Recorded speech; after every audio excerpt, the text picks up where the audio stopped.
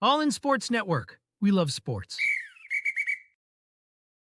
Hello, everybody. Ben Peck here, all in Aggies on this Monday, September 23rd. Texas A&M moving up one spot to number 24 in the latest AP poll after taking down Bowling Green 26-20, and we're going to talk about it. Got the job done, got the win, but similar to what we saw with Bowling Green against Penn State, maybe not as convincing as you would like if you're the favorite at home, but nonetheless, kind of a lot to unpack here because it's one of those games where, I don't know, coming away from it for me, don't feel terrible about it, but not great.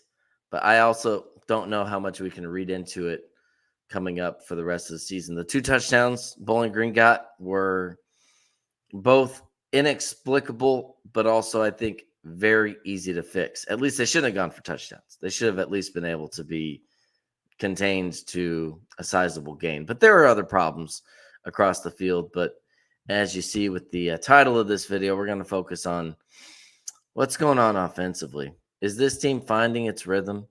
And I think the answer is, at this point, 4 games into the year, we have some answers. Like, this Texas A&M team will be the type of team they are. You're not going to be able to have them go through some metamorphosis and transform into this gunslinging zone read team that gets 150 on the ground, 280 through the air with multiple receivers, above 75 yards receiving, or even approaching triple digits receiving. It's just not what this team's going to be.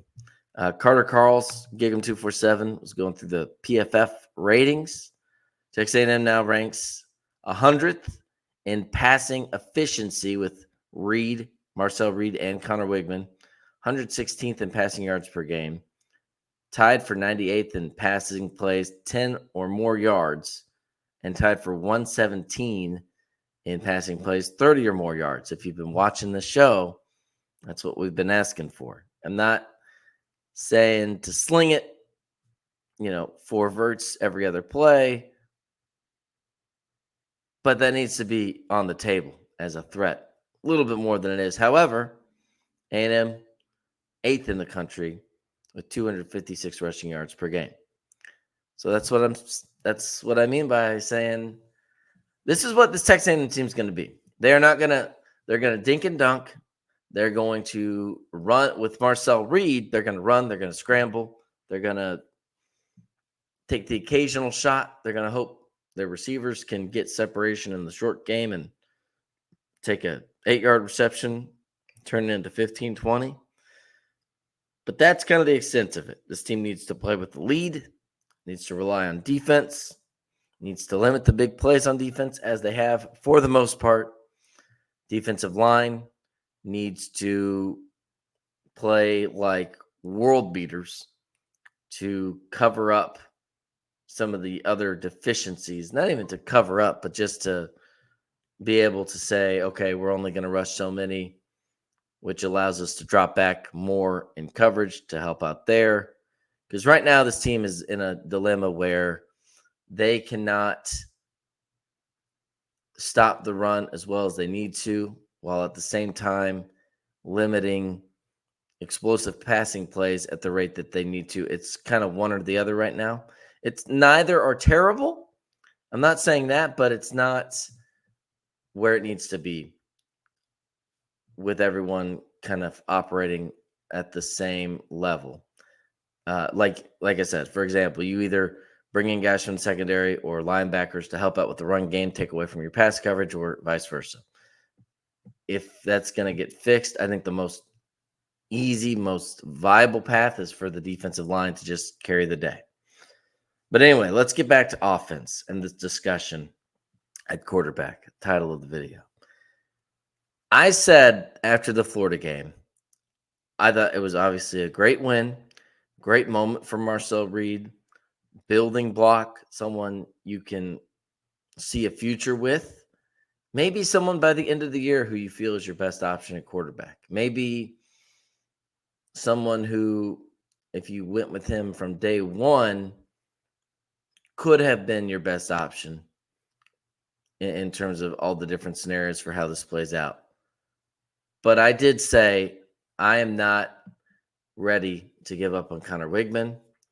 And I think, in fact, during the game Saturday, at one point, let me see if I can find it. I tweeted to that point, not giving up on Marcel, but I'm not giving up on Connor either. We talked about Marcel Reed. He had a chance potentially, and I'm not saying this is all on him. In fact, we'll hear from Mike Elko basically alluding to that. But the only way I think we don't see Connor Wigman the rest of the season is if Marcel Reed came out and played absolutely dominant, flawlessly. And that was the type of, he was playing so well, he dared you to take him out, and he basically made that untenable. I don't think we saw that on Saturday against Bowling Green. I didn't think we saw that against Florida necessarily. That's where I think I had some disagreement with Texas A&M fans. I think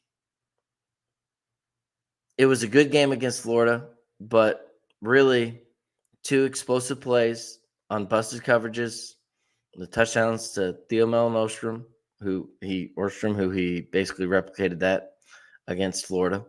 The touchdown against Bowling Green, the touchdown to Cyrus Allen. He had a couple awesome runs, and the runs are there. The explosive run game is there with Marcel Reed. That is one differentiating factor that you do add to the table that you do not have with Connor. I think Connor is more mobile than maybe national media gives him credit for. I think A&M fans know that Connor Wigman can make plays with his legs from time to time. It doesn't maybe look as flawless or seamless, but I don't know if he's shaking a Florida defender 15 yards down the field with a crazy juke. I don't know if that's happening with Connor Wigman, but he can get you yards. He can pick up some distance with his legs. But, Marcel Reed, if he would have come out thrown for, it's not even about stats at the end of the day, but if he just came out and it was like, hey, this offense is revolving around putting the ball in Marcel Reed's hands, letting him make plays. The defense is stressed and in conflict because he can beat you with his arms. He can beat you with his legs. The defense holds their breath for a little bit when Marcel Reed has the ball, and the run game is good, but it's not it's complemented by the fact that you have Marcel Reed who can hold it, but B, it's not the primary driver of the offense. The primary driver of the offense is Marcel Reed cooking. That would be the scenario where I think Marcel Reed gets to keep this job. I don't know that we see that at this moment, and not at his faults. But remember, when he came in against McNeese State, and we said this too, we understand the situation of the game, where the game was, and just trying to get through it. They had some backups in. You're not going to air it out like crazy. But it's not like he came in, I'll put it this way, not like he came in to face McNeese State and he had a second half similar to think back to the Kelly Bryant, Trevor Lawrence days, where Trevor Lawrence, I think, came in the first 3 games as backup and his numbers were crazy stupid. Or even, quarterback that gets a lot of buzz down in Austin right now with some famous relatives. When he comes in, he makes plays, and you're like, okay. Marcel Reed, he didn't have that kind of game against McNeese State, and the game against Florida was good. But was it so good, and was Connor Wigman so bad to say we need to switch this up? I don't think so. Again, Connor Wigman against McNeese State, playing with an injured shoulder, basically limited. He was efficient, but didn't really, I don't think was physically capable of doing the things we'd like to do to switch those statistics we talked about downfield passing and about passing in general. And then Notre Dame was still despite a loss to Northern Illinois where offensively they struggled. Defensively, Notre Dame is still a pretty darn good team. So, anyways, let's now, with that preface, let's hear from Mike Elko after the game.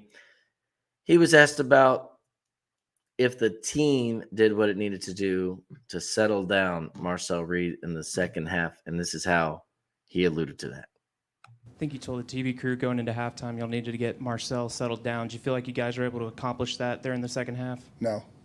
I mean, yeah, no. I mean, at times he did the things we needed him to do. At times we didn't. And again, it's not all on Marcel. It's when you talk about getting your quarterback settled down, like you use the word quarterback because he's the guy with the ball in his hands, and that's what makes it go. But it's not just him. When you talk about settling him down, it's across the board. We got to make sure we're getting the right calls against the right looks. Sometimes that's the quarterback, sometimes that's the line. We got to make sure we're running the routes at the speed and tempo. We got to run them in the pass. So it's when you talk about settling down your quarterback, it's probably a catchphrase for just we got to operate more consistently with what we're doing. And so I don't want to make it sound like it's just on Marcel. It certainly isn't just on Marcel. So that's what I'm saying. The problems of this Texas A&M offense are bigger than Marcel Reed or Connor Wigman. It is a systematic way that they're going about passing the ball, leaning on the run game, which has been a strength, and passing the ball particularly downfield. And I do think it should be said, Mike Elko's not going to throw his receivers under the bus. And they haven't done anything to deserve being thrown under the bus. But I think it's clearly a limitation of this team, the fact that the high-end talent and the depth of the wide receiver room is not where it needs to be for a team that's going to, have this air raid-like offense. And I know Colin Klein doesn't run an air raid offense, but to have this offense that I think A&M fans were hoping to see with Connor Wigman back in there, throwing darts and just picking people apart and running an occasional read option. That's not going to happen if offensively they cannot get the separation they need, if the receivers aren't on the same page, if with themselves or the quarterback. I think this team is what it is right now. It's not a bad team. It's a good team. I mean, it's the number 24 team in the country. And I always say with the rankings, Texas A&M's number 24 team in the country. Are they really the 24th best team in the country? Well, you still have to have, if you're going to have them outside the top 25, you still have to put 25 other teams in there. And I got news for you. Pretty much every team, including a lot in the top 25, have major flaws and major questions. Texas A&M is no different in that regard, but they're working through something. There is a little bit of hope that potentially, if you get things together in order, you can maybe turn that around. There are pieces to build on, defensive line, maybe a healthy Connor Wigman, but right now they're working through it. Good news, bad news in that regard too. They are going to get better. They're going to get better every week. They are going to improve and become a better version of themselves. But they are the version of themselves that we see. And the other thing is, everyone else is going to become a better version of themselves too. It's the rate at which you do it. We talked about it, I think, after the first week. You evaluate these coaches, especially new coaching staff, not just based on what their teams do and what they can do. It's how they adapt, how they improve, the rate at which they acclimate to the tools that they have available to them on the roster, and how they make the most of that moving forward. To this point, I think I've seen that for the most part. I mean, McNeese State was better than Notre Dame. Florida was much better than the first two games. Bowling Green, a little touch and go, but they moved the ball. They found ways to get the ball into the end zone when they needed to. And they found ways to – it came down to one possession technically at the end because of the late score, but there was never I never felt at that game like I did at the Appalachian State game, where I thought, oh boy, they might actually drop it. Like, this could actually happen. I never felt that way. at the Bowling Green game. I thought, this is weird. This is kind of a clunker, but it's not a train wreck. And, Bowling Green, I think, will be pretty good by MAC standards. Now, the MAC, I love MACtion. It might be the weakest of the power of the group of five. So take that for what it's worth. But all in all, you get the win. You move on. Did what you needed to do. We'll figure out what the Aggies look like Saturday against Arkansas. Saturday is a huge game for either Marcel Reed or Connor Wigman in terms of claiming the mantle on this quarterback job.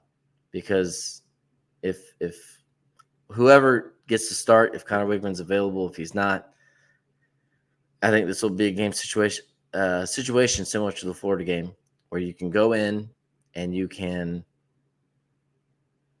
potentially have the kind of game I was talking about, where you claim ownership of this spot moving forward.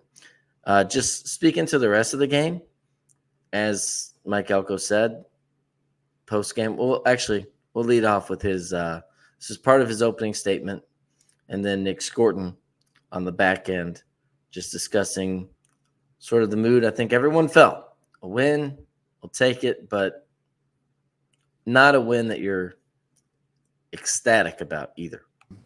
Proud of our guys for making enough plays to win the game. When you get into those moments and those situations and it feels like it's spiraling out of control, you see a lot of teams not find ways to win that football game. And I think a credit to our guys that we found a way to win it. Other than that, just so many things to fix and clean up. And we got to get back to work Monday and get a lot better. We just got to dominate. We got guys who are in position to go get drafted. I think we need to make more plays.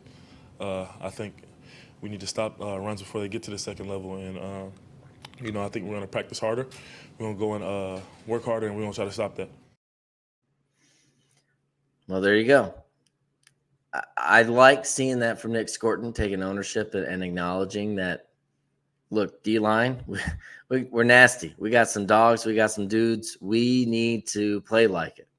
If A&M can get that, Georgia, vintage Alabama level play from their defensive line, from their defensive front, this team can be, even with the offensive limitations and even with the rest of the defense, maybe depth and high-end talent other places is not as prominent.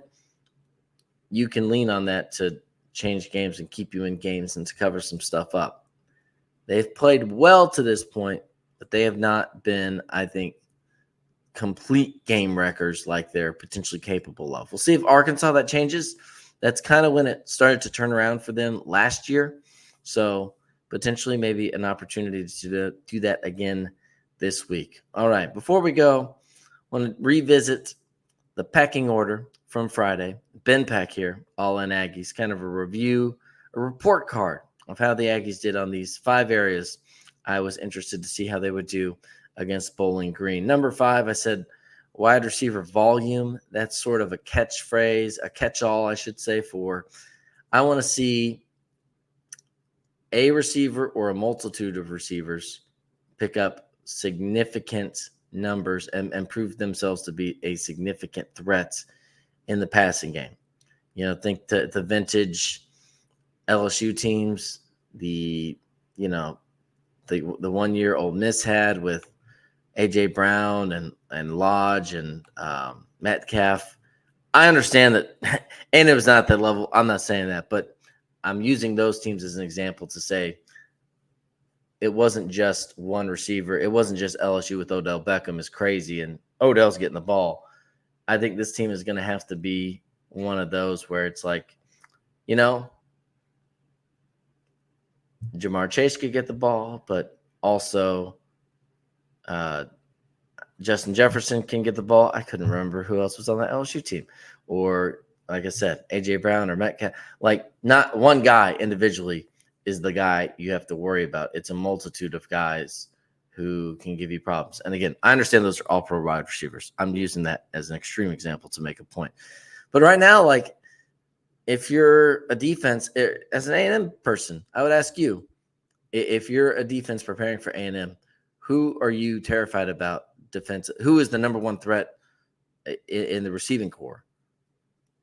I don't know that you're like overly concerned that any one guy is going to torch you. Like, hey, Cyrus Allen or Noah Thomas or Ja'Day Walker, any of these guys. Theo Nordstrom has had a couple touchdown grabs, but like, I'm worried that this guy could go off for 150 against us today. We just haven't seen it. Or if it's not one guy going off, to say, if we take him away, he's going to torch us, and vice versa. If we take Noah Thomas, and I'm not throwing these guys under the bus in particular. I'm just using them as examples. But like, if Noah Thomas, if we shut him down, then man, they're going to kill us with Cyrus Allen and Ja'Day Walker. Or if we shut down Cyrus Allen, Noah Thomas could go off for, $110. Like, I think you can kind of contain both of them for the most part, or just the receiving core in general. So number 5 on the pecking order was wide receiver volume. I don't think we saw that. Again, going through the list in terms of your leading yard getter was Ja'Day Walker, 45 yards, 3 receptions for 45 yards and a touchdown, 173 yards passing just as a whole to begin with. Noah Thomas was your leading receiver in terms of receptions with 5 receptions for 38 yards. And then the only other person with more than 3 catches was Jabri Barber, who had 3 for 13. And I think some of those were basically designed run plays. I think that's a problem for this offense. They do not have a single receiver or a receiving core that gives you enough trouble to where, like, if they're trying to take away the run from you, they talked about, I can't remember who it was. I think Armaj Reed Adams spoke post-game Saturday about how, man, they were loading the box all night, did what they needed to do. They still, ran for 235 yards considering that. So that's good. And if they're putting 8 in the box all night, I want to see these receivers going off. I want to see, Noah Thomas had 105 yards. Ja'Day Walker had 85. Cyrus Allen had 3 catches for 73 because he had a bomb or something. We're not seeing it with the wide receiver volume to this point. If they're going to focus on the run, if they're going to try to take that away, you need to try to make teams pay for it right now. Right now, they can't make teams pay for it. They just kind of lean on their strength. They're doing the strength well, but also you're doing the strength well against Florida and Bowling Green. What happens when you have a defense that can stop your run game, that can limit it at least? That's why I get worried about the receiving core, or that's why I'm wishing to see the receiving core a little more dynamic in the future. Secondary, we talked about basically continuing to limit explosive plays and not letting them have one guy go off or them be able to lean on somebody to do something crazy. That did not happen. A&M did not accomplish that objective, is what I'm saying. Harold Fannin Jr., fantastic tight end for the Falcons. 8 receptions, 145 yards, touchdown, 65-yarder for the score. They had a safety blanket the way A&M does not. And A&M has both been able to stop big explosive passing plays and really prevent any team from having one guy burn them. They didn't do that against Bowling Green. Bowling Green had their plan A, and they were able to go to their plan A, and it helped keep them in the game. So I'd say 0 for 2 to this point on the pecking order. Number 3, O-line improvement. I'll give this a passing grade. Like I said, 235 yards passing. The defense for them was not overly disruptive. 1 sack, 2 tackles for loss. It wasn't, again, this was a weird game because if they're packing the box, you're not expecting to go crazy. But I think the problems with the offense were not really limited to the offensive line. We're not really just, you can put it on the offensive line. I think all in all, they kind of did their job. Dominance, like, were they, 5.5 yards per carry. That's good. Against Bowling Green, can you do better? Maybe, probably. Really, I think where you do better is if you say, if they're going to stack the box, you're still getting 5.5 yards per carry, then we also need to be able to throw for 250, 280, somewhere along those lines. Have our receivers win individually, man-to-man, and go off. We didn't see that. We already talked about that. But the O-line, I think, all in all, got a passing grade for me. 3 for 3. Marcel Reed, we said we wanted to see him take over the game. Kind of a split grade for Marcel in my mind. I don't think, like I said, I don't think he did enough to take over the starting job or say he is clearly the best option. But he didn't have a bad game. I mean, 16 for 29, 173 yards, 2 touchdowns. Rushing, he was your leading rusher with 91 yards on 12 carries, which includes the 2 sacks. So really, I think 10 rushes for 97 yards, if my math is right, the 1 sack. So 11 rushes for 97 yards in terms of net gains.